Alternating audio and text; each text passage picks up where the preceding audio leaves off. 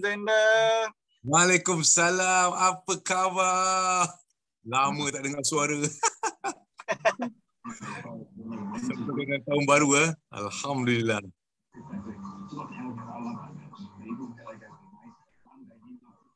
Kita ada siapa malam ni? Oh sorry, hari ni I terpaksa pakai phone.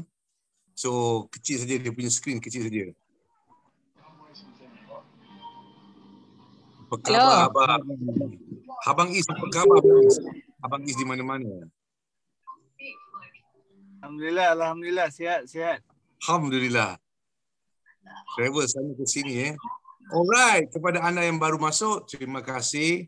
Alright, so something, alright, ucapkan salam ataupun hello kepada rakan-rakan yang lain dan dengan ucapan selamat tahun baru, Happy New Year, walaupun hari ke-19. It's okay. Abang Is belanja muka satu, ada orang minta. Alamak. Abang dalam kereta. Yang tu yang dia nak tengok tu sebenarnya, dalam kereta.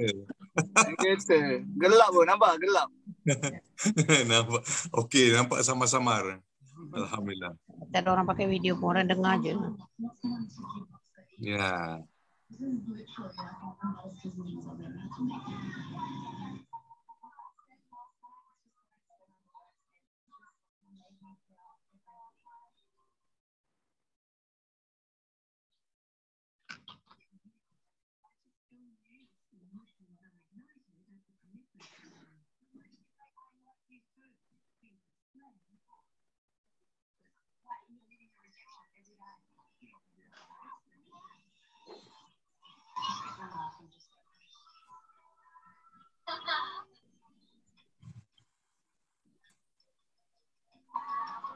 Okey, Assalamualaikum warahmatullahi wabarakatuh. Sekarang kita ada lebih kurang dalam 81 orang. Terima kasih. Switch on your camera. Alright, selamat tahun baru. Selamat tahun baru kepada anda semua. Saya rasa ini kali pertama untuk kita Zoom pada tahun ini. Alright. Okey. So kita tengok malam ni berapa ramai ada orang baru. So kalau first time untuk ke sesi ini, sila type 1 supaya kita tahu bahawa tahun baru ni ada ramai juga orang baru datang ke sesi untuk malam ini. Alright. Okey, so boleh type. Satu. Amirun, selamat datang Amirun. Okey, first time. Lagi siapa? Azliza, first time. Terima kasih Azliza. Ada yang chat saya kata, kami first time sebenarnya nak jumpa Datuk Sri Mahathir. Datuk Sri Mahathir ada dalam perjalanan. So insyaAllah kita tengok macam mana. Okey. Cik Faiz, boleh kita mulakan Cik Faiz? Boleh insyaAllah. Okey. Assalamualaikum warahmatullahi wabarakatuh. Datuk-datuk, datin-datin, haji dan hajah, tuan-tuan dan perempuan sekalian. Alright, nama saya Zender Iskandar. Okey, selamat datang dan kepada anda semua di dalam sesi yang kita adakan setiap hari Isnin, tapi pada tahun ini kita mulakan dengan pada hari Rabu, iaitu Learn How to Get More Return with RPSI bersama Q Group Berhad. Okey, bersama saya malam ini iaitu Encik Muhammad Faiz, Vice President Marketing and Investment Corporate from Q Group Berhad. Alright. So presentation kita pada malam ini adalah sehingga pada jam 10 atau 10.15 dan kita akan akhiri dengan Q&A session. So malam ini akan ada dua presentation. Yang pertama dikenalikan oleh Encik Muhammad Faiz berkenaan dengan technical, about the business, about the operation and about the project, about the RPS. Kemudian saya akan sambung berkenaan dengan bagaimana nak invest dalam RPSI and how you can earn a great return from the said investment, insya-Allah. Alright, sekiranya tuan-tuan dan puan-puan mempunyai sebarang pertanyaan atau persoalan, so boleh terus chat, okey, insya-Allah kita akan pick up soalan dan kita akan terus jawab. Sekiranya tidak ada, hujung nanti pun boleh bertanya juga. Alright. Okey, are you ready? Alright. So kalau anda ready, saya serahkan kepada Encik Muhammad Faiz. Silakan Faiz daripada Q Group Berhad. Silakan Faiz. Baik, terima kasih Tuan Zender selaku kita punya moderator dan juga salah seorang yang akan membentangkan berkenaan dengan instrumen RPSI daripada syarikat Kyugu Berhad. Saya rasa tidak terlambat untuk saya ucapkan selamat tahun baru, dan disebabkan ini adalah sesi pertama penerangan mengenai syarikat Kyugu Berhad untuk tahun 2022. Baik, tanpa melengahkan masa, kita mulakan, iaitu syarikat Kyugu Berhad sekarang sedang menjalankan projek yang kita panggil sebagai Fiber Trunk Highway ataupun lebih dikenali sebagai projek 5G. Kenapa? Apa kaitan Fiber Trunk dengan projek 5G? Kerana untuk teknologi 5G yang bakal dijalankan di Malaysia memerlukan teknologi ataupun infrastruktur fiber. Dan untuk makluman tuan-puan semua, teknologi 3G kepada 4G kita panggil dia sebagai satu penambahbaikan. Teknologi 4G kepada 5G kita panggil dia sebagai satu revolusi yang mana bakal mengubah landscape masyarakat di negara Malaysia terutamanya. Jadi dengan adanya pembinaan infrastruktur yang dijalankan oleh syarikat Kyugu Berhad, secara tidak langsung ia mengubah cara kehidupan masyarakat di dalam Malaysia, insya-Allah. Jadi sebelum kita pergi lebih jauh, jadi disebabkan itulah untuk menjalankan projek mega ini, syarikat perlu mengeluarkan ataupun perlu mencari dana yang kita panggil melalui instrumen pelaburan Redeemable Preference Share Islamic. Jadi daripada dana ini kita akan salurkan kepada projek Fiber Trunk ini yang mana akan menghasilkan keuntungan dan juga kebaikan untuk masyarakat. Jadi sebelum kita pergi lebih jauh, lebih kepada penelitiannya, izinkan saya berkongsikan satu video mengenai siapakah syarikat Kyugu Berhad dan apakah pencapaian-pencapaian untuk syarikat Kyugu Berhad sudah capai, yang mana daripada tahun 2009 sehinggalah kepada tahun 2022. Jadi izinkan saya kongsikan satu video. Dan video ini adalah video ringkas mengenai siapakah syarikat Kyugu Berhad dan antara pencapaian-pencapaian yang sudah kita capai. Jadi dipersilakan.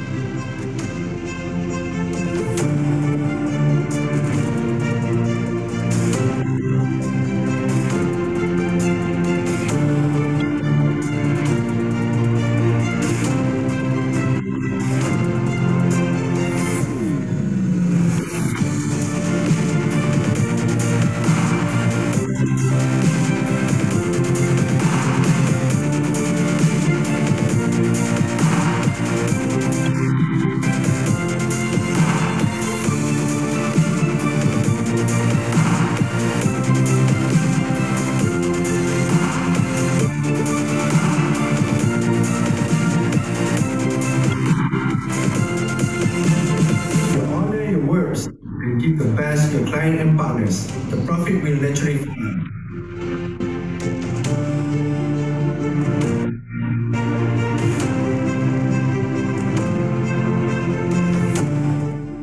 Chase, not the money. The money will end up following.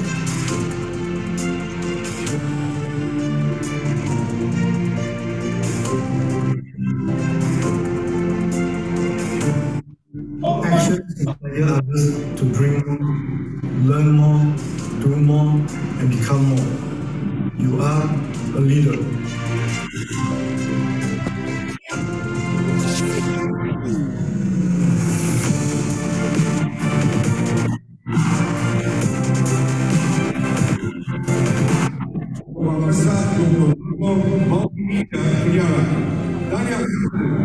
QEW Communications Senior Dijemput Dr. Muhammad Iqbal bin Muhammad Das untuk menerima anugerah. Usahawan hebat berusia 41 tahun ini dianggap sebagai contoh.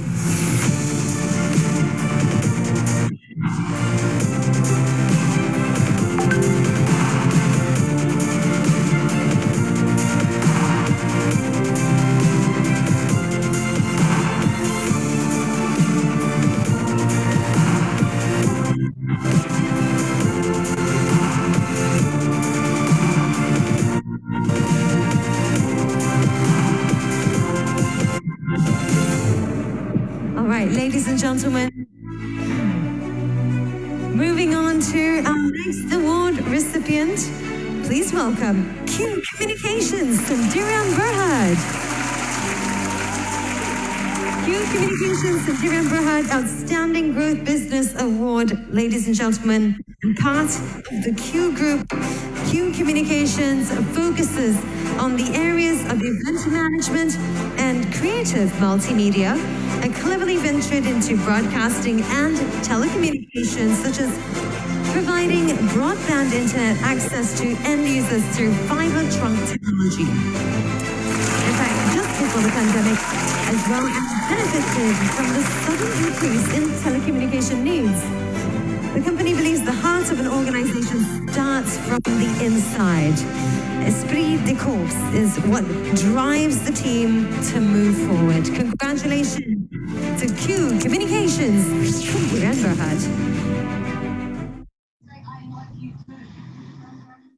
Baik, itu dia sedikit sudutan mengenai siapakah Q Group Berhad dan apakah antara pencapaian-pencapaian yang sudah kita capai penubuhan anak syarikat Q Group Berhad, iaitu bermula pada tahun 2009 sehinggalah sekarang. Saya teruskan pembentangan saya dengan saya berkongsikan mengenai siapakah pengurusan syarikat Q Berhad. Jadi syarikat Q Group Berhad adalah sebuah syarikat berhad. Jadi di sini ada satu poin yang penting, iaitu bagi syarikat berhad di bawah Akta Syarikat 2016, mana-mana syarikat berhad boleh menerbitkan keutamaan ataupun kita panggil sebagai preference share. Jadi preference share ini yang mana kita bakal tawarkan kepada pelabur adalah satu instrumen pelaburan yang bukan diolah oleh syarikat Q Group Berhad, tetapi ia adalah sebuah instrumen pelaburan yang dibuat oleh Suruhanjaya Syarikat Malaysia. Jadi syarikat Q Group Berhad hanya ambil saja instrumen pelaburan ini dan diterbitkan kepada tuan-puan. Jadi kita nak katakan asal instrumen pelaburan itu sudah satu instrumen pelaburan yang ternyata selamat dan di bawah Akta Suruhanjaya Syarikat Malaysia. Jadi saya berkongsikan siapakah antara pengurusan tinggi untuk syarikat Q Group Berhad. Yang pertama sekali, yang berbahagia, Datuk Dr. Muhammad Iqbal bin Muhammad, juga pengarah urusan kumpulan dan pemilik untuk syarikat Q Group Berhad. Beliau juga telah pernah dinobatkan oleh British Publishing House Ltd untuk SQ 2020 orang antara orang yang berjaya di dalam Malaysia. Dan juga pelbagai anugerah keusahawanan lain seperti SEBA 2020. SEBA ini satu anugerah daripada SME Entrepreneurship Award, dan saya percaya untuk pemain-pemain perniagaan di dalam Malaysia akan kenal siapakah SME Entrepreneurship Award. Seterusnya yang berbahagia, Mr. Liu Pak Weng juga pengarah untuk syarikat Q Group Berhad. Beliau adalah seorang kita panggil sebagai key person dalam bidang perkilangan dan pembuatan. Jadi itulah kepakaran beliau dalam syarikat Q Group Berhad. Dan seterusnya yang berbahagia, Datuk Muhammad Saiful Asro bin Abdullah, juga pengarah untuk syarikat Q Group Berhad, dan juga kepakaran beliau dalam bidang pengurusan risiko dan penganalisa pasaran. Seterusnya, antara lembaga penasihat untuk syarikat Q Group Berhad, yang pertama sekali saya mulakan di bahagian tengah, iaitu Encik Muhammad Fairuz bin Muhammad. Saya boleh katakan beliau adalah antara orang yang berpengalaman dan juga pakar dalam bidang telekomunikasi, lebih tepat dalam bidang tower. Yang mana beliau sebelum ini adalah mantan eksekutif kanan telekomunikasi untuk Konsorsium Jaringan Selangor Sdn Bhd, iaitu sebuah syarikat besar di negeri Selangor yang membina dan menguruskan infrastruktur telekomunikasi. Beliau juga adalah mantan pengurus besar pembinaan menara telekomunikasi dan juga mantan pengarah urusan pembinaan menara telekomunikasi Perfect Planning Sdn Bhd. Jadi bagi saya, kita boleh katakan kita mempunyai tenaga pakar untuk menjalankan projek Fibertrunk ini. Seterusnya yang berbahagia, Datin Nur Rahizawati Bejaya, juga lembaga penasihat untuk yang sekarang ini menguruskan kewangan dan pentadbiran syarikat. Kita boleh kata sebagai tulang belakang syarikat yang menguruskan segala aliran tunai syarikat. Dan yang terakhir, yang berbahagia, Prof. IRS Dr. Ahmad Rashdan Ismail, juga lembaga penasihat Hugo Berhad yang mana seorang jurutera profesional berkanun ASEAN yang berdaftar. Dan ini adalah struktur anak syarikat di bawah Hugo Berhad. Jadi sebagai pemegang saham keutamaan, apabila tuan-puan melanggan instrumen pelaburan yang ditawarkan oleh syarikat Hugo Berhad, nama tuan-puan akan berada di dalam syarikat Hugo Berhad, iaitu di bahagian atas. Yang mana di bawah anak syarikat Hugo Berhad ni ada lebih kurang 10 anak syarikat. Dan alhamdulillah, kita juga ada tambahan lagi 3 syarikat yang saya tidak nyatakan di dalam ini. Antaranya adalah Tegak Maintenance Sdn Bhd, iaitu sebuah syarikat G7 yang sedang menjalankan projek Fiber Road di Putrajaya. Syarikat Q Port dan juga syarikat Q Berjaya. Bila kita dengar Berjaya, adakah ia bersama dengan Berjaya Group? Ya, iaitu satu SPV, Special Purpose Vehicle, gabungan di antara syarikat Hugo Berhad dengan Berjaya Group. Jadi, tapi ini adalah anak syarikat di bawah syarikat Hugo Berhad. Jadi nama tuan-puan akan dimasukkan di dalam syarikat Hugo Berhad. Dan di bawah anak syarikat Hugo Berhad, iaitu Q Communications Sdn Bhd, akan menjalankan projek Fibertrunk Highway atau kita lebih dikenali sebagai projek 5G. Dan ini adalah antara anugerah-anugerah keusahawanan yang mana daripada Malaysia Book of Record, the largest light and motion, sehinggalah kepada SEBA. Dan yang terbaru adalah anugerah Bumi Putra tahun 2021 dimenangi oleh syarikat.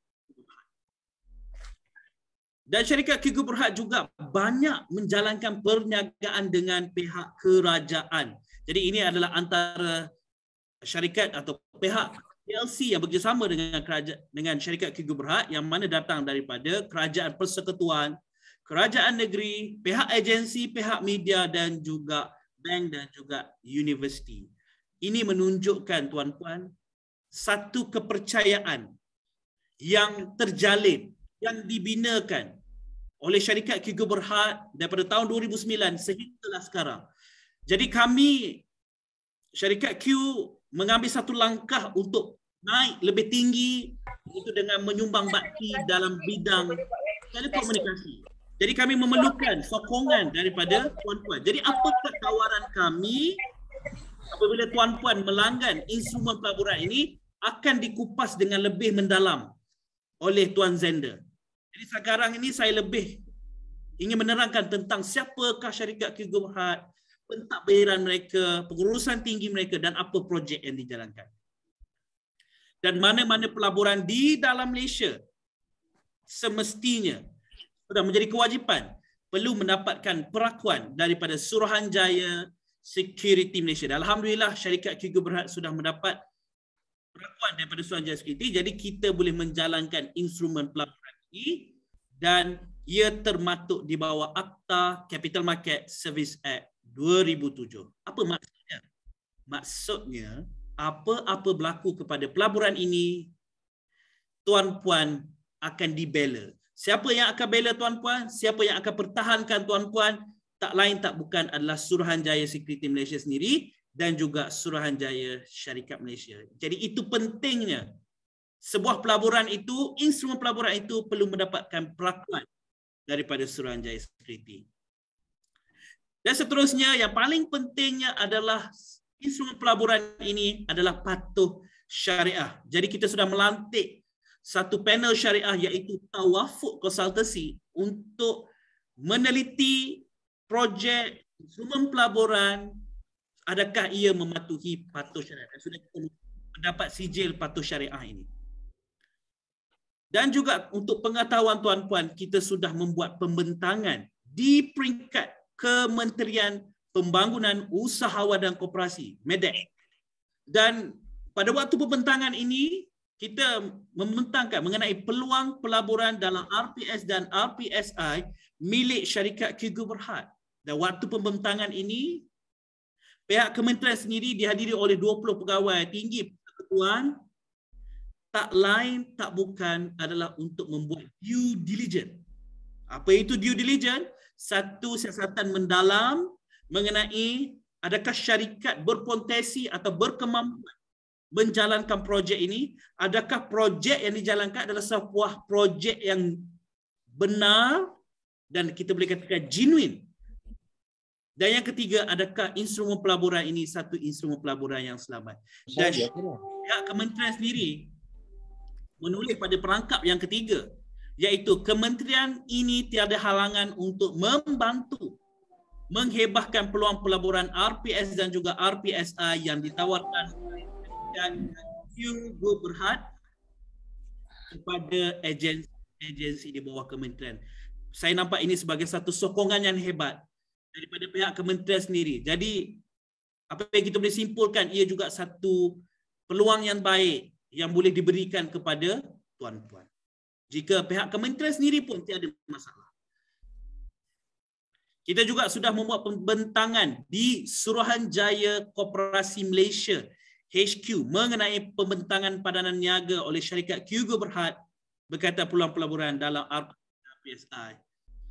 Tuan-puan, pihak koperasi adalah satu entiti yang tidak mudah sebuah syarikat swasta untuk berkongsi tentang peluang pelaburan. Tetapi dengan surat ini, SKM sendiri membenarkan syarikat untuk berjumpa dengan semua koperasi yang layak untuk membuat pelaburan. Jadi ini adalah satu kerjasama dengan kami dengan pihak koperasi, pihak SKM sendiri. Dan semestinya pemegang saham keutamaan apabila melanggar instrumen pelaburan ini, kita akan ada perjanjian di antara syarikat dan juga pelabur dan semestinya akan ada stamping LHDN, itu paling penting untuk menjadikan perjanjian ini perjanjian yang legit. Sebagai contoh tuan-puan, antara contohnya adalah antara kelebihan apabila tuan-puan melanggar instrumen pelaburan ini ada 4. Yang pertama sekali, tuan-puan akan mendapat pulangan secara tetap. Yang kedua, tuan-puan akan mendapat pulangannya secara bulanan. Bukan tahunan, bukan kena tunggu 10 tahun, bulanan. Cukup tempoh setiap bulan tuan-puan akan dapat. Dan yang ketiga, ia adalah patuh syariah. Dan yang keempat, modal tuan-puan akan dikembalikan balik apabila cukup tempoh matang. Tak kurang walaupun 1 sen, tak lebih walaupun 1 sen. Ini contoh yang saya nak berikan kepada tuan-puan. Salah seorang pelabur, iaitu Puan Nur Zarima, iaitu melabur pada 28 April. Jadi pada 28 Mei, beliau akan mendapatkan dividen beliau. Dan pada 28 Jun, akan mendapatkan dividennya.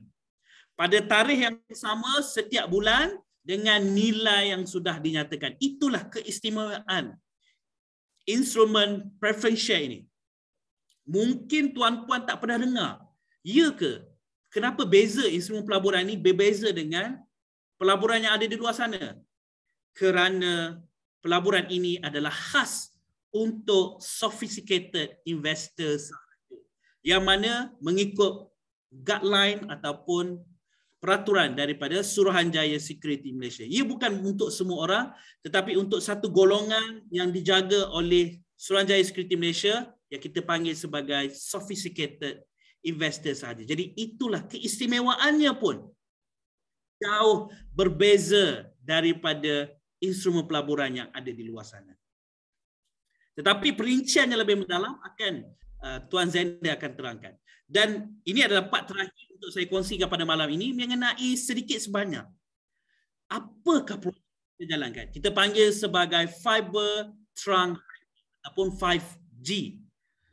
Jadi ini adalah antara surat yang saya boleh tunjukkan. Sekarang ini kerajaan syarikat sedang bekerjasama dengan kerajaan negeri di Pantai Timur, iaitu di negeri Kelantan dan juga Terengganu. Dan sasaran kita adalah untuk perluaskan di negeri Pahang, negeri Sembilan, Melaka. Dan yang berita yang paling terkini, kita akan juga buka dan akan menjalankan di negeri Perak dalam masa yang terdekat. Tetapi saya tidak boleh katakan apa-apa lagi untuk negeri-negeri lain. Mungkin tiada dokumentasi yang jelas lagi. Tetapi untuk negeri Kelantan dan Terengganu sudah ternyata ada dokumen-dokumen yang jelas mengenai cadangan kerjasama di antara Q Communications Sdn Bhd dan KIG SB bagi projek Kelantan Digital Connectivity. Siapakah Kelantan ICT Gateway Sdn Bhd? Mereka adalah OSA, One Stop Agency, yang mengurus, menyelia, merancang segala aktiviti atau pembangunan teknologi ataupun ICT di negeri Kelantan. Jadi kita bersama dengan kerajaan di Kelantan dan juga Terengganu mengelalui projek kita panggil sebagai PFI, Private Fund Initiative. Walaupun kita kerjasama dengan kerajaan negeri, tetapi dana itu datang daripada syarikat. Aset-aset juga di bawah syarikat, bukan di bawah kerajaan negeri. Tetapi kita bekerjasama dengan kerajaan. Jadi konsep bisnesnya adalah sangat mudah tuan-tuan. Iaitu kita akan ada 3 tema. Yang pertama sekali kita akan membina infrastruktur. Kita akan bina tower dan kita akan bina fiber. Tower dan fiber. Selepas pembinaan, kita akan jadikan ia sebagai aset. Itu poin yang paling penting. Kerana apa? Sebagai pemegang saham keutamaan syarikat ataupun pemegang preferential syarikat. Tuan-puan, selain daripada menerima dividen tetap dan pulangan setiap bulan, tuan-puan juga ada hak terhadap aset-aset syarikat apabila berlaku pembubaran. Dan yang paling penting, projek yang kita jalankan, projek yang hasilkan aset. Dan aset ini adalah kepunyaan tuan-puan. Dan apa-apa berlaku kepada syarikat, aset-aset inilah yang akan dicairkan, akan dibayarkan kepada. Dan tak lain tak bukan, aset yang kita bina adalah kita panggil sebagai fixed asset. Contoh fixed asset ni seperti mana? Seperti rumah, seperti tanah yang mana nilainya apabila kita cairkan jauh lebih tinggi. Dan aset inilah kita akan sewakan kepada pihak telco. Iaitu seperti siapa?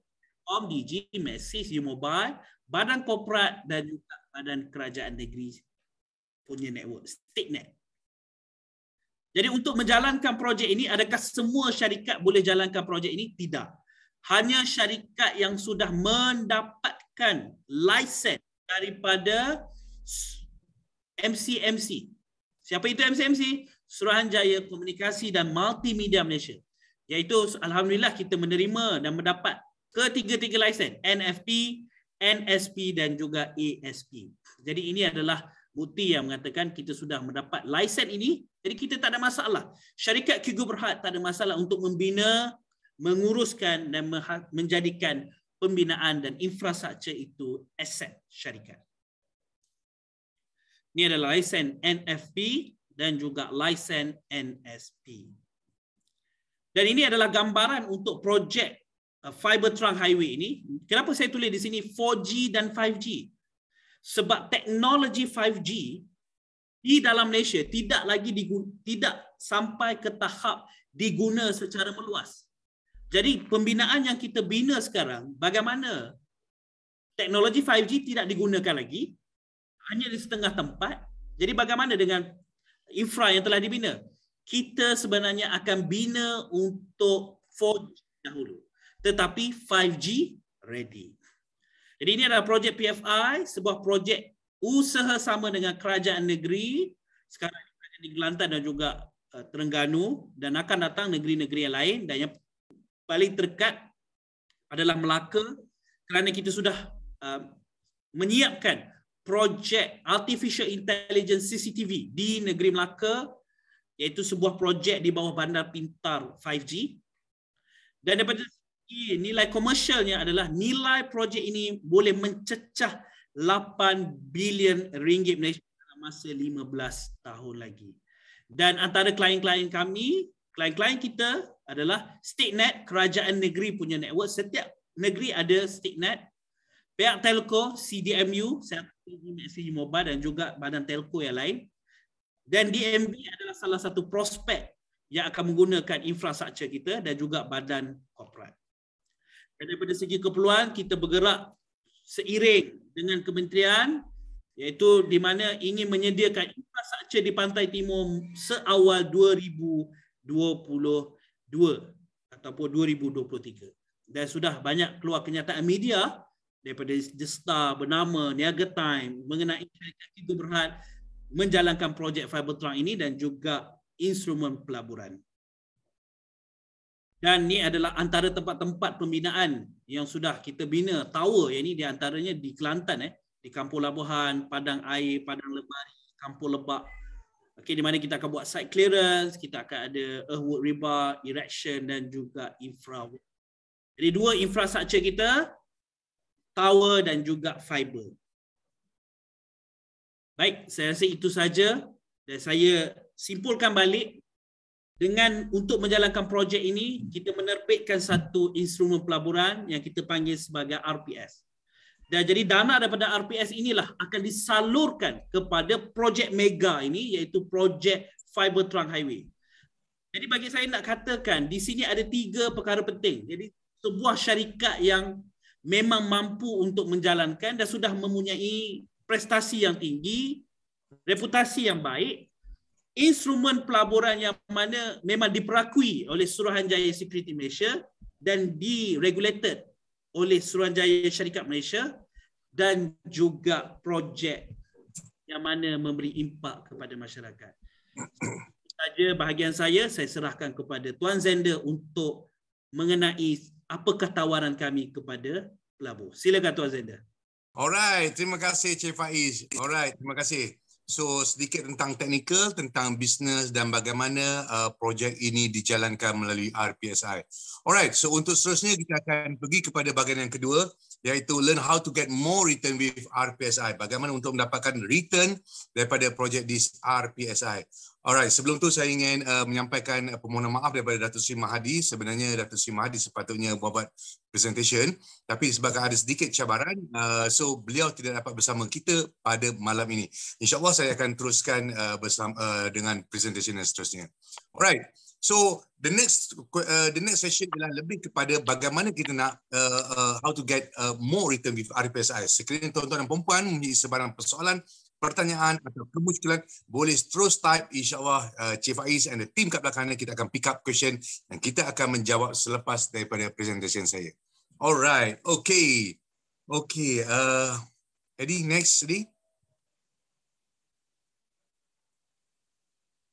Okay, so kita pernah mendengar ungkapan ni mengatakan bahawa if you don't grow your money will get smaller. Maksudnya dekat sini ialah kalau kita tak buat sesuatu pada simpanan kita atau saving kita, apa saja instrumen yang kita ada, so dia akan semakin mengecil. So dengan kata lain, we must do something with our money or with our investment. Alright, next. Alright, so kalau kita tengok kepada sejarah daripada story tentang returns rate, ramai orang mempunyai pelbagai instrumen lah cara bagaimana mereka menyimpan wang mereka. So yang pertama sekali yang biasa kita dengar adalah secara physical cash. So kalau physical cash kita simpan lah dekat mana? Example lah dekat rumah lah, dekat bawah bantal kan. So apa yang kita dapat return? 0%. That is physical. So kalau kita masuk pada saving, normally saving roughly around 1.3 to 1.5% per year. Right? So kalau high yield savings account roughly around 2.5%. So this is we talk about the savings saja. Kita cerita tentang simpanan yang biasa kita buat. Alright. So kalau kita pergi kepada another instrument iaitu house. Mengikut sejarah historically is around 4 to 5% per year return dia. And then kalau bond market lebih kurang adalah 5%. Alright, kalau kita pergi kepada stock market is lebih kurang 8 ke 10%. Sometimes dia akan pergi pada 11 ataupun 11.5%. And if we talk about private wealth investment, it can be between 12 to 15%. Okay. Okay, out of the 1 sampai 7, biasanya mana yang tuan-tuan dan puan-puan gunakan instrumen untuk menyimpan your saving money? You can type now. Ada yang kata IC nombor 1, IC nombor 3 pun ada. Alright, so it depends mengikut pada keselesaan kita, mengikut di mana instrumen yang kita rasa we have a confident more about it. Okay, next, Eddie. Okay, and for your information, okay, select which of the 4 drivers of the country that will grow rapidly and profitable. Alright, so especially during the pandemic, during the challenging period, all these 4 drivers will have the country to grow. Especially number 1 is about education. If you can see now, education rapidly and can make profit. That's number 1. Number 2, if we talk about transportation, highway also. But it just recently lah, we talk about RFID kan. That one different. And number 3, health. If you look at this health industry, you can see the progress. The progress about this industry. And number 4 is about the telecommunication, especially during the pandemic. For the past 2 years, you can see tremendously telecommunication. People start to use Zoom. People start to use any option dalam online. Apa semua is more on telecommunication. Next. So which means now, so this is the right way. This is the right focus for us to go for telecommunication. All right. How to be profitable in a business venture. All right. So number 1 is about a futuristic business. Right. So invest in your future. So now people invest the futuristic business whereby they can see return for the next 3 to 5 years. Okay. They can see this industry or this instrument can grow for the next 3 to 5 years. Right. Such as like vaccines, medicine for COVID, sanitizers, electric cars, and 3G, 4G, and 5Gs. So you can see here is something like telecommunication here. We are here. And then number 2 is about sustainable model. Okay, any business about this is sustainable model. Less or no competition, which is kurang competition. Number 2, low maintenance or slightly no maintenance. And number 3 is no interaction with mass market. So what does it mean? Which means if we invest with one industry or we invest kat satu tempat, we don't want to interact with all this mass market. For us, we want to get a return. Right? Next, please. All right. So which means now let the expert do their job. If we invest something dekat certain instrument, let the expert do their job. Why? Because do you want to get involved in the management? I'm sure that kita pun tak nak pening kepala involved in the management enough. Because for us, once we put our money, we invest in certain instrument, let the expert do their job. That's number 1. So number 2, do you want to know the micro or macro in business? Of course we don't want. Sebab kita tak nak pening kepala. Mengapa kita nak tahu tentang micro, macro? A little bit maybe okay. Because for us, we believe that we have the expert, let the expert do their job. And also, this number 3, we believe that the expert should be the best people to do their best job. Let them do their job and then let them grow the business. And for us, we just want to get a return, best return. Right? Okay, next. All right.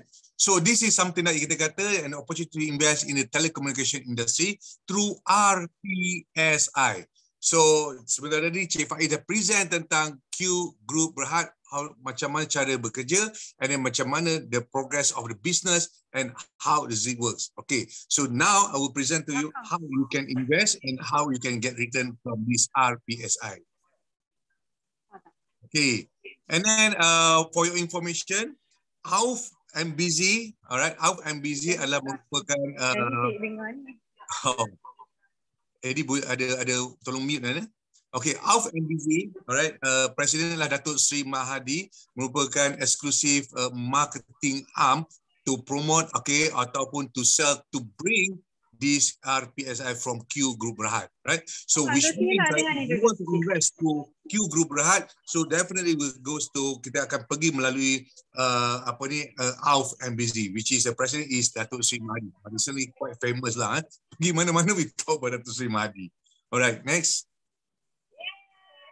Alright. So some of the awards that we receive Auf MBZ Berhad, okay, some of the awards. So kita ada banyak award. One of it adalah kita ada yang pertama ialah one of Malaysia youngest and most successful investment expert.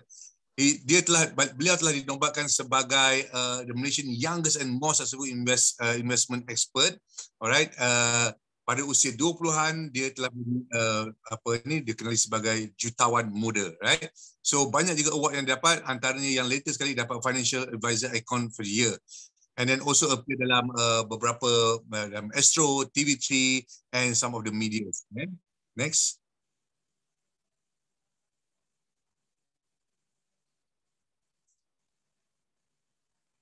Next tadi. Okay, ini seperti yang telah diperkenalkan tadi, diterangkan oleh Encik Faiz, iaitu acknowledged by Security Commission, Suruhanjaya Security, and then Law Advisory ialah daripada Nur Maidin Co, and Syariah Advisory kita ialah daripada Tawafu. Okay, telah dipresentkan tadi oleh Encik Faiz. Next. Okay, so executive summary, little bit tentang RPSI. Apa itu RPSI? Opportunity in a project yang telah yang akan diuruskan oleh Q Group Berhad. So is it Sharia compliance? Of course, it is Sharia compliance.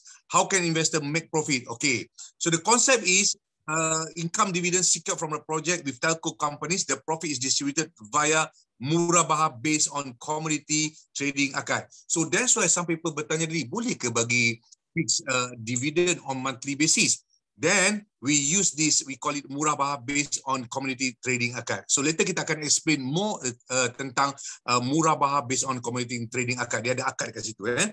Panel syariah, kita Tawafuk Consultancy Sdn Bhd. Okay, next. Okay, so investment required 500 million investment in private placement, RPSI. All right. So the investors shall have the capital refunded in the end of 3 years, which means if you come for this investment, this instrument dia akan mengambil masa selama 3 tahun. Setahun, 2 tahun, tidak ada setahun, tidak ada 2 tahun, tidak ada hanya ada 3 tahun. Which means after 36 months, pada bulan ke-36, dia akan return balik capital sepenuhnya. And then RPSI target return is 12 to 15% for the next 3 years, which means 12 to 15%, 12 ke 15% setiap tahun selama 3 tahun. Okay. So untuk pengetahuan tuan-tuan dan puan-puan ialah kita mensasarkan pada fasa yang pertama iaitu sebanyak 50 juta. So maksudnya pada fasa yang pertama 50 juta, tak kira berapa saja investment yang disubscribe oleh tuan-tuan dan puan, kita akan memberi sebanyak 15% setahun. Selepas habis fasa yang pertama, kita akan turun, di mana di bawah 3 juta dia akan menjadi 12% tahun, dan atas 3 juta dia akan menjadi 15% setahun. Okay, the purpose of this RPSI ialah private placement in telecommunication industry. So dividend payout ialah di bawah 3 million ialah 12% tahun, dan di atas 3 million 15% tahun. Walau bagaimanapun, seperti yang saya menyatakan tadi, untuk fasa yang pertama iaitu 50 million yang pertama, anda akan memberi sebanyak 15% setahun. Next. Okay, so instrumen dia adalah satu lot 50,000, bermaksud minimum adalah 50,000. So investment limit minimum 50,000 dan maximum adalah sebanyak 500 juta. So expected ROI regardless any amount now sekarang adalah 15% setahun. Okay, dan distribution akan diberi sepanjang setiap bulan selama 3 tahun, which means for the next 36 months, so anda akan mendapat for the next 36 months anda akan mendapat 15% setahun. Okay, so apabila anda subscribe di dalam RPSI, pertama sekali tidak ada sales charge, dan yang kedua tidak ada management fee, dan nombor 3 tidak ada performance fees. Which means kalau katakan anda subscribe sebanyak 100,000, maka dividen akan dibayar berdasarkan 100,000. Dan apabila tamat tempoh 36 bulan, 100,000 akan dipulangkan kembali tanpa sebarang sales charge, management fee ataupun performance fee. Okay, next. Alright. Contohnya dividen. So this is a dividend illustration untuk payout. Example. Katakan kita ambil yang pertama lah, yang atas sekali itu 50,000. Not this one, ambil yang okay, yang this one. Okay, So regardless any amount ialah 15% dividen per annum bersamaan dengan 1.25% sebulan. 1.25% sebulan. Next tadi. Tengok illustration yang kita ada. Okay. Alright, this is the illustration untuk fasa yang pertama iaitu sehingga 50 million yang pertama. Okay, katakan kita ambil yang pertama 100,000. Pada 100,000 anda masih layak untuk mendapat 15% setahun, bermaksud 1.25% setiap bulan. So maksudnya pada bulan pertama anda akan dapat RM1,250 setiap bulan selama tahun pertama. Total tahun pertama ialah 15,000, total tahun kedua 15,000 dan total tahun ketiga juga adalah RM15,000 dividen. So total dividen keseluruhan adalah sebanyak RM45,000. Okay. Jadi pada bulan yang ke-36 iaitu pada pengakhiran bulan yang penghujung sekali, so nilai 100,000 akan dikembalikan semula. So total bulan tersebut 100,000 akan dibayar bercampur dengan total dividen adalah berjumlah 145,000. So kalau katakan kita ambil contoh sebanyak 1 million, dia ambil 1 million. Okay. Ada juga setengah subscribers kita, dia kata dia memerlukan 12 lebih kurang 10,000. Example lah 10,000 untuk pembiayaan peribadi ataupun perbelanjaan rumah mereka. So dia subscribe sebanyak 1 juta.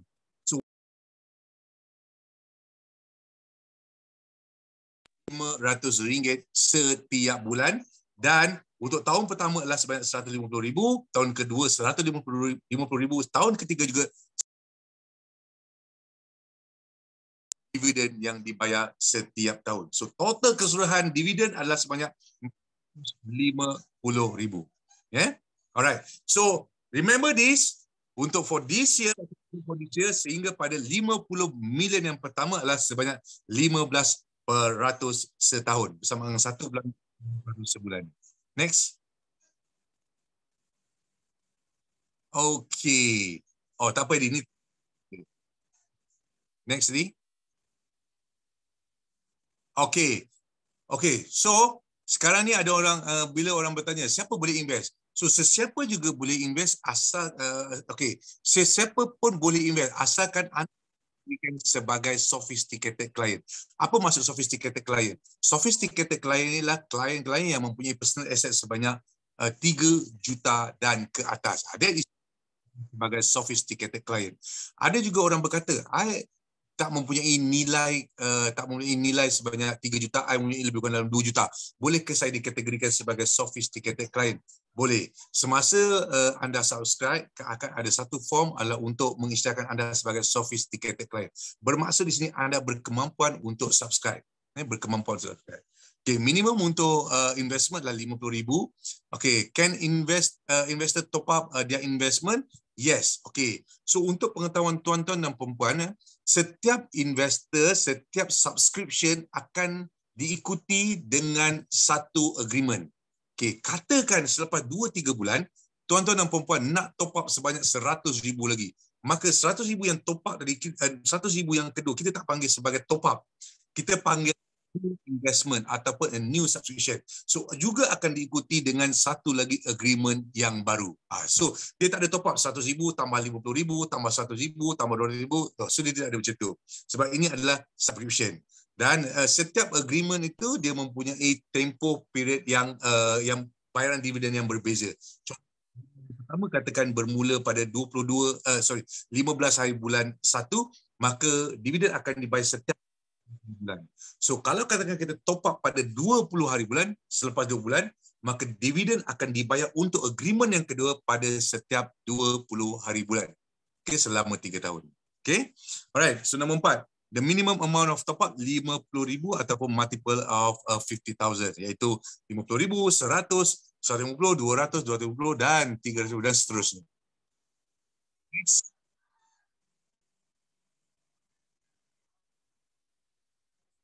Okay, so bagaimana nak invest, bagaimana nak subscribe atau okay.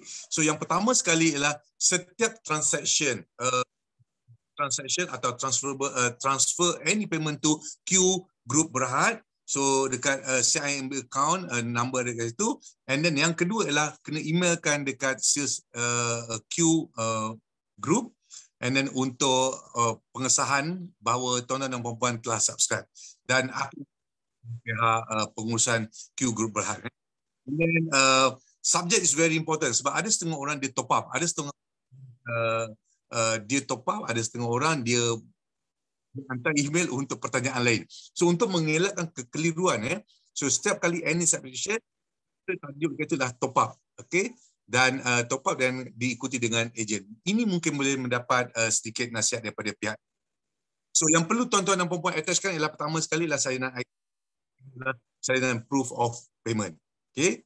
And then apa yang berlaku selepas itulah pihak menerima pengesahan daripada pihak tuan email, so kita akan menghantar kembali pengesahan kepada untuk mengatakan bahawa kita telah menerima dan kita akan menghantar acknowledgement email untuk pengesahan sebelum kita menguruskan dari segi agreement dan seterusnya akan maklum kepada tuan mengenai proses dan seterusnya. Alright, next. Okay, is this investment syariah compliant? Yes, murabah based on commodity trading dan akan ada akad. Is there any service charge imposed for any investment made? No, tidak ada. So it's a solid 100,000. So, dividen akan diperoleh berdasarkan 100,000 dan selepas cukup 36 bulan, 100,000 akan dipulangkan kembali kepada tuan-tuan dan puan-puan seperti yang telah dimaktubkan dalam perjanjian antara Q Group Berhad dan investors. Yeah. Next. Okay, so sekiranya tuan-tuan dan puan-puan mempunyai sebarang pertanyaan ataupun kemusykilan ingin bertanya more details about RPS, okay, yang pertama sekali dia ada dua cara. Yang pertama sekali boleh email ke Auf MBZ ataupun yang kedua boleh berjumpa dengan orang yang membawa ke sesi hari ini. So mereka insya-Allah mereka akan menjawab segala pertanyaan kemusykilan berkenaan dengan RPSI daripada right. Okay, sebelum kita berakhir, sebelum saya mengakhiri presentation saya, sekali pertama sekali ialah so regardless any amount untuk fasa yang pertama million, okay, tuan-tuan dan puan-puan akan mendapat 15% setahun selama 3 tahun, iaitu bersama dengan 1.25% sebulan. Dan yang pertama, So yang kedua ialah untuk makluman tuan-tuan dan puan-puan, just nak update sehingga pada hari kita tinggal lebih kurang dalam 18 juta kiri fasa yang pertama iaitu target 50 juta. So I highly recommend to you, I sangat-sangat merekomenkan kepada tuan dan puan-puan. Alright, so if you want to subscribe, you can subscribe now while you still enjoy for 15% dividend dividend 15% setahun untuk for this fasa yang pertama. Alright, that's all. Itu saja daripada Zender Iskandar. Alright. So sekiranya tuan-tuan dan puan-puan punya sebarang atau persoalan, okay, so boleh type sekarang. InsyaAllah kita akan pick up soalan itu. InsyaAllah. Alright, Cik Faiz, okay Cik Faiz, Okay, baik. Alright, so kita tengok soalan pertama Cik Faiz, kita ada sini. Alright, saya nampak satu soalan Tuan Zender. Ya, silakan. Okey, saya baca. Jika sekiranya tak sampai 3 tahun, pihak investor nak keluarkan, adakah ada apa-apa penalti dikenakan kepada investor? Baik, bagus soalannya.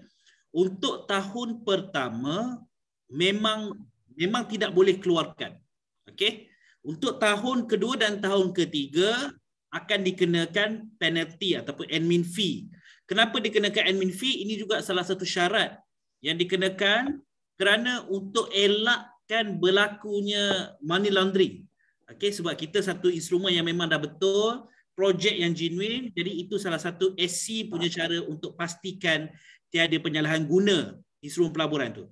Tetapi untuk tahun kedua dan tahun ketiga boleh keluarkan, tetapi akan dikenakan admin fee 30% daripada modal tuan-puan. Contohnya jika modal tuan-puan 100,000, dia akan kena penalti 30% daripada situ. Okey. Dan okey, jika pihak Q gagal membayar dalam tempoh sepatutnya, adakah penalti yang dikenakan kepada pihak Q? Baik, terima kasih atas soalan. Sepatutnya kalau ikutkan syarikat Q melalui instrumen pelaburan ini, tak boleh gagal bayar walaupun sekali.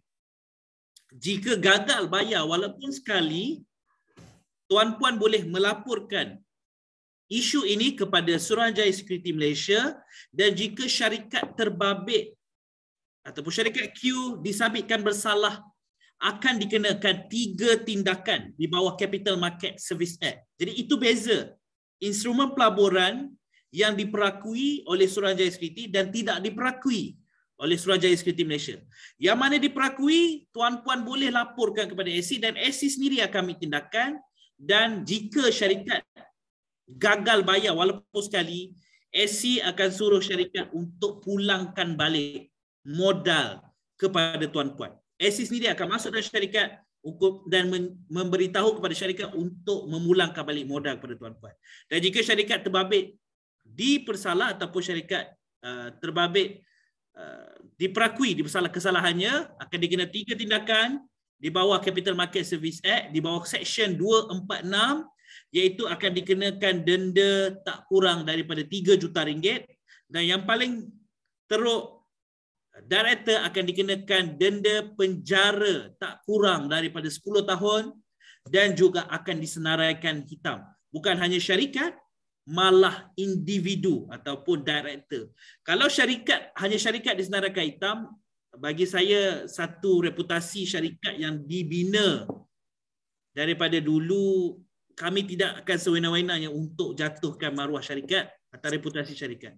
Malah director juga akan disenaraikan hitam. Itu dia. Tapi walau bagaimanapun, melalui instrumen murabahah komoditi, akad murabahah komoditi, sebenarnya syarikat sudah berhutang dengan tuan-puan. Suka ataupun tidak, syarikat kena bayar balik kepada tuan-puan. Dia tidak bergantung kepada prestasi projek, tidak bergantung kepada keuntungan semasa. Apabila kita katakan seperti Tuan Zender kata, mendapat 15% dividen setiap tahun, maka tuan-puan akan dapat dividen 15% setahun. Tidak bergantung kepada prestasi kewangan syarikat atau prestasi projek, kerana syarikat sebenarnya sudah berhutang dengan tuan-puan. Okey. Alright. Ada lagi ke soalan? Ada ni. Okey, Cik Farid, fixed dividend mengikut syariah, boleh jelaskan? Baik. Soalan yang menarik juga. Kita ambil contoh perbezaan kita buat pinjaman di bank konvensional dengan membuat pinjaman di bank Islam. Kedua-duanya adalah pinjaman, tetapi akan berlaku perbezaannya adalah daripada segi akad. Dan akad yang dijalankan oleh syarikat Q melalui tawafuk konsultasi, iaitu kita panggil sebagai murabahah komoditi ataupun tawaruk. Okey, di mana sebenarnya berlaku jual beli. Berlaku jual beli untuk mengislamikan instrumen pelaburan ini supaya syarikat boleh bayar pulangan dividen secara tetap kepada tuan-puan, tetapi masih lagi patuh syariah. Itu sebab di Suruhanjaya Sekuriti Malaysia, kita panggil saham keutamaan ini sebagai gabungan di antara hutang dan juga equity. Itu dia. Okey. Dan kita ada panel syariah yang akan menyelenggara dan memastikan ia semua adalah patuh syariah. Okey, jadi tak ada masalah. Okey, yes, pertanyaan yang sama. Apa itu fixed deposit syariah basic? Okey. So dah saya dah nyatakan tadi lah, murabahah komoditi, jual beli komoditi. Okey, ada transaksi jual beli komoditi sewaktu sebelum tuan-puan menerima dividen tuan-puan. Itu dilakukan di Bursa Malaysia oleh tawafuk konsultasi. Okey, Tuan Syah, kan foreign investor can invest? Boleh, tetapi foreign investor ini perlu ada bank atas nama mereka di dalam Malaysia. Jika tak ada, tak boleh. Bila mula dapat dividen? Dari tahun pertama ke? Ya, bukan tahun pertama, bulan pertama. Contoh tuan-tuan membuat pelaburan pada 19 Januari 2022. Iaitu hari ini. Payment clear hari ini dan dokumen tuan-puan lengkap. Jadi first dividend ataupun dividen pertama tuan-puan akan dimasukkan kepada 19 Februari dan setiap 19 setiap hari bulan. Jika ia jatuh pada hari bekerja. Jika tidak, dia akan jatuh pada hari bekerja seterusnya. Kalau ada kelewatan pun selalunya kelewatan dalam sehari atau 2 hari. Bergantung kepada transaksi bank. Itu sahaja. Okey. Okey, baik. Ada soalan. 5G masih baru dan belum diniaga. Dari mana keuntungan dan pulangan pelaburan diperolehi? Baik, tuan-puan. Terima kasih atas soalan. Semestinya tuan-puan ingat pada pembentangan saya tadi ada satu slide yang saya katakan sebenarnya dividen kita bukan hanya datang pada 5G, malah daripada 4G. Teknologi 5G di dalam Malaysia tidak digunakan secara meluas lagi. Di Pantai Timur kita menjangkakan kegunaan teknologi 5G ini menjelang tahun 2023. Jadi bagaimana kita membina infrastruktur tetapi teknologi tidak lagi bersedia? Sebenarnya kita menyediakan untuk teknologi 4G dahulu. Tuan-puan, di Pantai Timur, mungkin orang tertanya kenapa nak buat Pantai Timur, kenapa nak buat di Kelantan dan Terengganu? Sebab permintaan untuk 4G masih lagi tidak boleh dipenuhi. Jadi kita sediakan untuk 4G tetapi 5G ready. Okey, jadi menjawab soalan dia, kita mendapat keuntungan daripada 4G dahulu. 5G itu satu bonus kepada syarikat. Baik, boleh share draft agreement untuk investor? Boleh, tuan. Tuan boleh berjumpa dengan wakil yang menjemput. Dengan konsultan yang memperkenalkan anda pada hari ini, insya-Allah draft agreement memang dah ada dah sebenarnya. Yang latest pun kita ada. Okey, baik. Right, please. Adakah proses rating dilakukan RAM seperti BBB ke? Baik, yang ini saya rasa tidak. Sebab apa? Instrumen pelaburan ini dia datang daripada Suruhanjaya Syarikat Malaysia. Jadi mana-mana syarikat berhad boleh terbitkan saham keutamaan ini. Jadi atas maknanya kepada kemampuan tuan-puan untuk membuat due diligence dahulu. Jadi itu sebab kita tunjukkan dokumen-dokumen ini dan tuan-puan juga boleh dapat dokumen ini daripada konsultan tuan-puan untuk tak lain tak bukan adalah membuat due diligence. Dan itu sebab di peringkat kementerian sendiri pun iaitu di Kementerian Pembangunan dan Usahawan Koperasi juga sudah membuat due diligence dan memberi sokongan mengenai instrumen pelaburan ini untuk ditawarkan kepada agensi-agensi di bawah kementerian. Okey, account company boleh. Saya rasa ACC itu account company lah.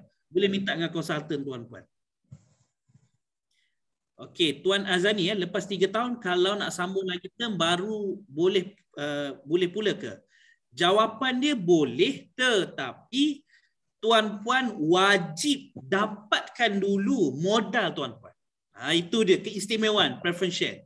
Dan SC juga nak pastikan tuan-puan menerima dahulu modal tuan-puan dan jika kota masih ada, kita akan sambung balik. Sebab kota untuk investment ini adalah sebanyak 500 juta ringgit sahaja.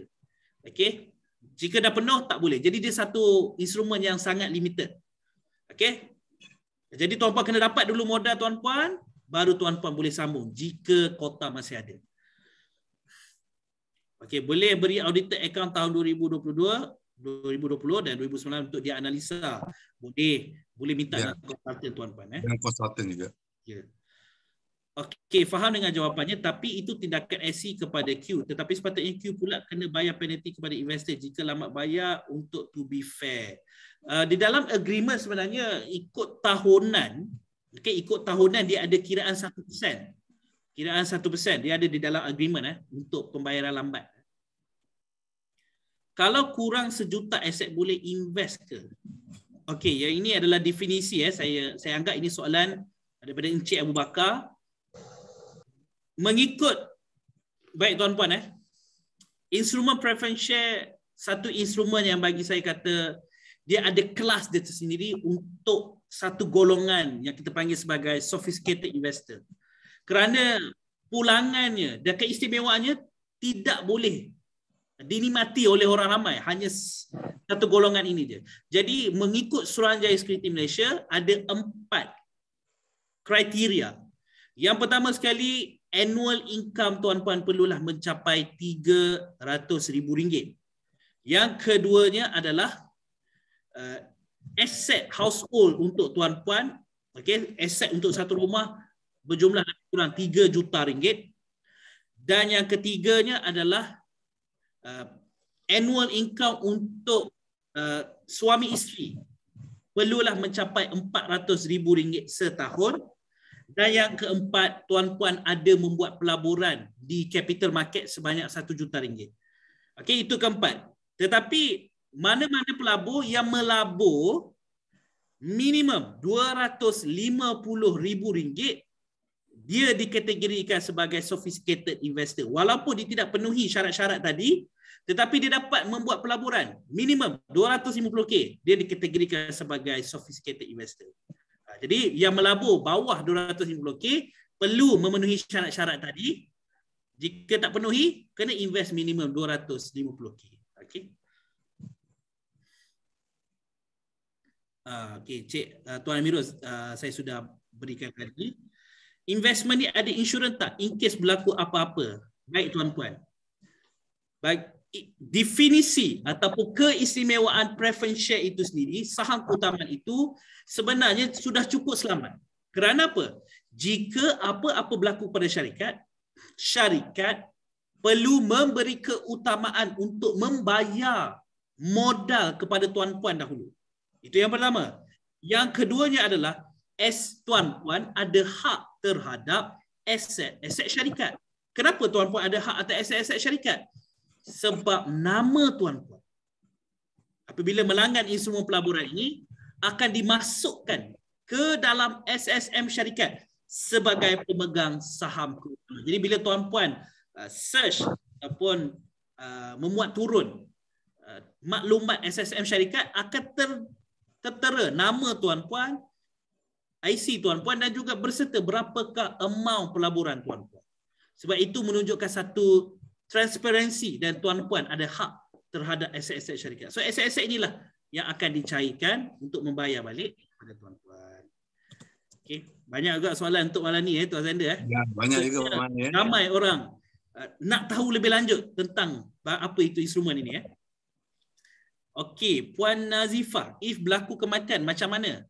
Di dalam subscriber, di dalam borang langganan itu kita ada letak satu bahagian yang kita panggil sebagai beneficiary nominee. Jadi apa-apa berlaku, kita tidak akan hentikan pelaburan, tetapi dividen setiap bulan itu dan juga modal itu akan diberikan kepada penama yang tuan-puan dah letak di dalam borang langganan tersebut. Dan penama itulah perlu mengikut faraid lah. Tetapi kita tak ada halangan untuk membayar secara terus pada dia. Maksudnya tiada tentangan. Kita akan bayar terus pada mereka, mereka yang akan uruskan. Okay. What happen if the company declare bankruptcy and insurance for the investment? Okay, jadi sama dengan soalan tadi. Tetapi untuk projek, itu penting. Projek yang kita jalankan bukan sekadar projek. Ia adalah projek yang hasilkan aset. Dan ini adalah fixed asset. Aset tetap, bukan aset semasa. Yang mana apabila kita cairkan nilai aset ini nilainya akan jauh lebih tinggi daripada kosnya. Itu yang pertama. Kedua, apa-apa berlaku kepada aset ini ada insurans. Sebelum pembinaan, semasa pembinaan dan selepas pembinaan.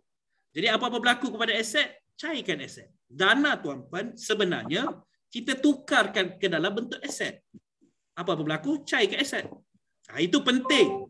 Projek yang kita jalankan, projek yang menghasilkan aset. Dan lagi-lagi, projek yang hasilkan aset yang sangat terhad, yang kita panggil sebagai aset telekomunikasi. Betul Tuan Zander. Saya percaya Tuan Zander juga adalah seorang antara orang yang di dalam bidang telekomunikasi sebelum ini.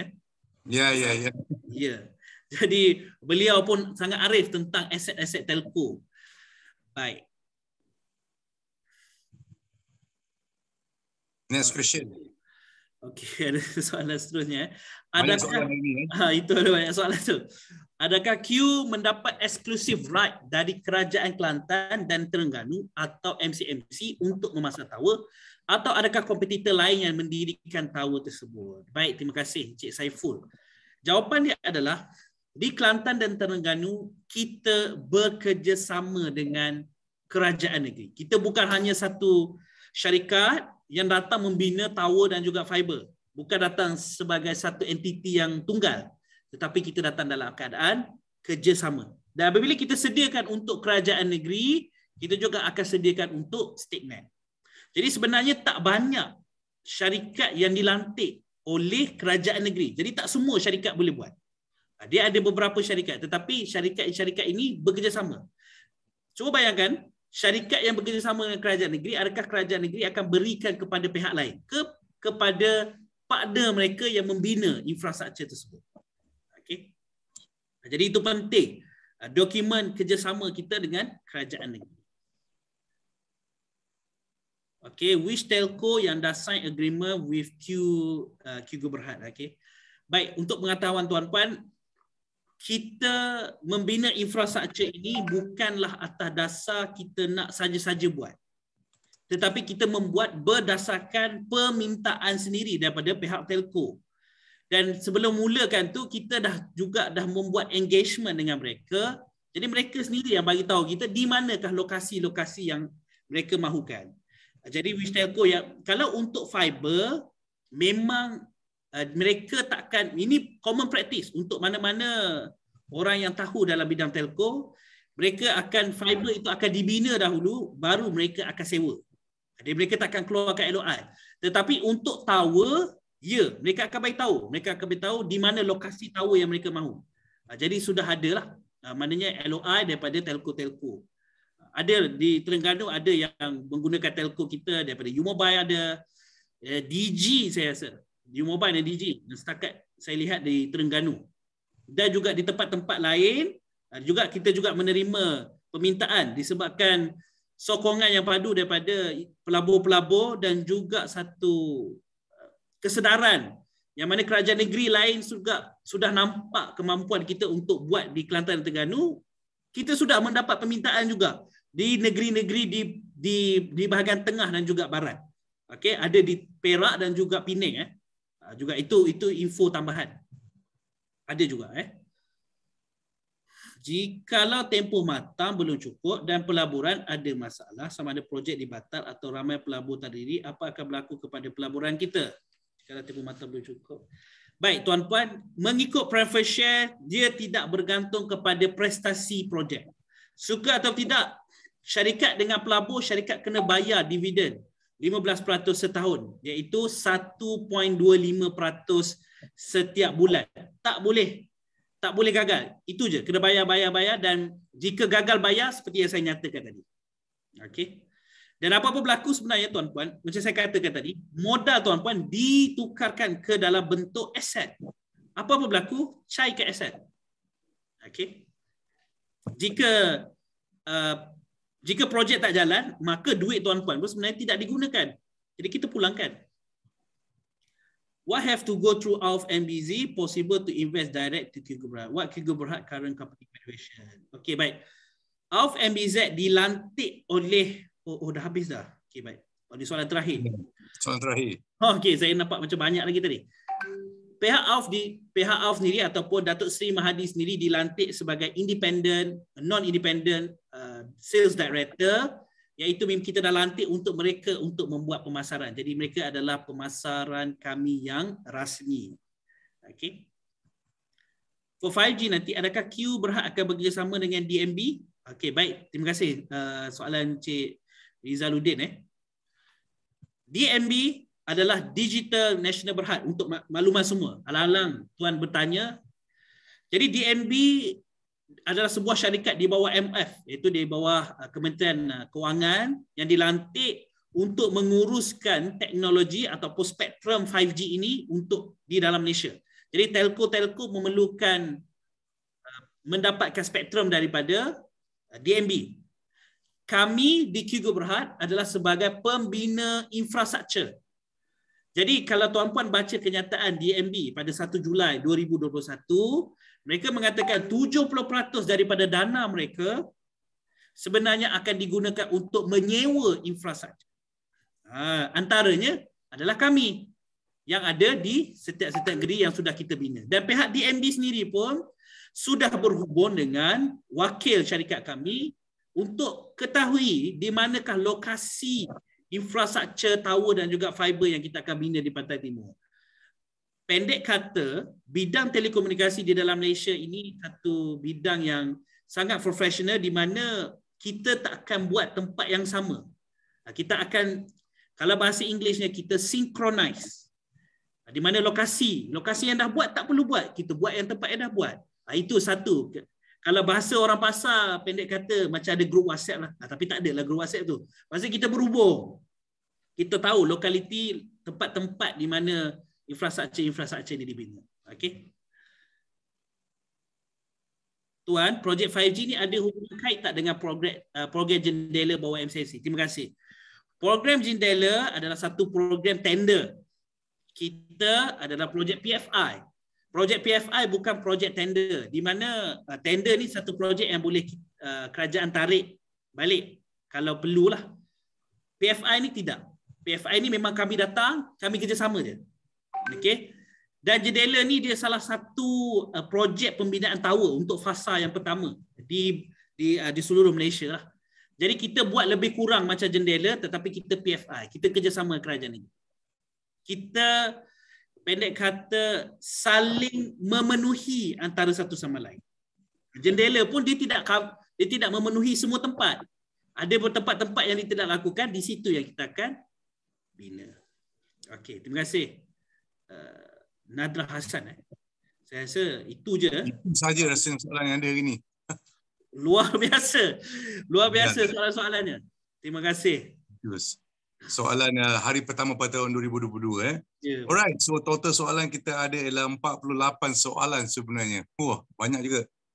Alhamdulillah. Itu Alright, tajuk kita Tuan Zender. Yeah. Learn how to get a return from RPSI. Saya rasa inilah dia. Yeah, alright.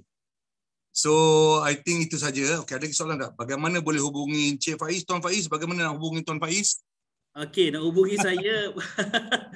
Tuan sebenarnya Tuan boleh je tanya konsultan Tuan Puan. Ya. Kita selanjutnya mereka ada nombor saya lah. Berhubung dengan konsultan Tuan Puan. InsyaAllah. Ya. Alright. Rasanya itu saja kot Tuan Faiz untuk hari ini. Alright. Tuan-tuan dan puan-puan, sekiranya masih mempunyai sebarang soalan, pertanyaan atau kemusykilan, boleh type lagi. InsyaAllah kita akan pick up dalam 2-3 minit lagi. Alright. Ada soalan last sekali mungkin. Okay, soalan last. Okay, ya. Baik. Ada berita tentang kerajaan akan kaji balik sebagai sole wholesaler of 5G. Ada kesan pada syarikat DMB sebagai wholesaler. Baik, terima kasih Tuan. Tuan atau Puan. Saya tak tahu nama tu. Bagi saya, Tuan Puan memang cakna dengan isu semasa dan ini bagi saya satu perkara yang baik. Kita cakna dengan apa yang berlaku. Memang ada juga pendapatan di antara adakah DMB patut jalankan atau uruskan 5G ataupun tidak. De destination. Okey, baik, dah habis. Okey. Jadi itu berkaitan dengan DMB. Kita syarikat Q tiada kaitan sebab kita membina infra. Siapa yang uruskan wholesaler tiada kaitan dengan kita. DMB ke atau bukan DMB atau secara terus dengan pihak telco sendiri pun tiada masalah. Sebab kita membina infrastruktur. Connectivity, bandwidth, spektrum, semua pihak lain. Mana teknologi yang akan digunakan di tower itu sendiri pun sebenarnya akan diuruskan oleh teknologi yang lebih canggih, akan diuruskan oleh pihak telco. Kita ni membina tapak ataupun kita panggil sebagai rumah sewa. Barang-barang dalam rumah sewa itu akan diuruskan oleh pihak telco sendiri. Elektrik nak masuk, kita akan uruskan rumah, elektrik dan sebagainya. Jadi pihak DMB, pihak telco, mereka akan sewakan. Itu praktis yang dijalankan. Ya. Saya rasa itu je. Ya, terima kasih Cik Faiz. Okey, dah pukul 10.08. Saya rasa mungkin setakat itu saja tuan-tuan dan puan-puan. Saya rasa setakat ini itu sahaja dan soalan-soalannya lebih kurang macam soalan-soalan sebelum ni juga. Alright, mungkin setakat ini saja kot Cik Faiz. Baik. Alright. So terima kasih tuan-tuan dan puan-puan semua kerana bersama kami dalam sesi pada hari ini. Dan sekiranya tuan-tuan dan puan-puan masih mempunyai sebarang pertanyaan, persoalan atau kemusykilan yang masih belum terjawab, sila berhubung dengan konsultan anda. Okey, sama ada nak dapatkan auditor report ke, ataupun nak dapat sample of agreement ke, ataupun any questions yang masih belum terjawab. So insya-Allah kita akan menjawab supaya tuan-tuan dan puan-puan mendapat penjelasan yang lebih lanjut dan lebih jelas lagi berkenaan dengan projek ini. InsyaAllah kita akan berjumpa lagi pada minggu hadapan, sama ada hari Rabu atau hari Isnin, waktu yang sama kita akan maklumkan kemudian dan boleh bertanya dengan konsultan anda.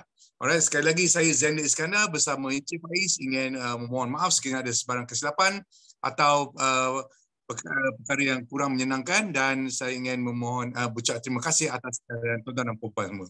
InsyaAllah jumpa lagi pada minggu hadapan. Assalamualaikum warahmatullahi wabarakatuh.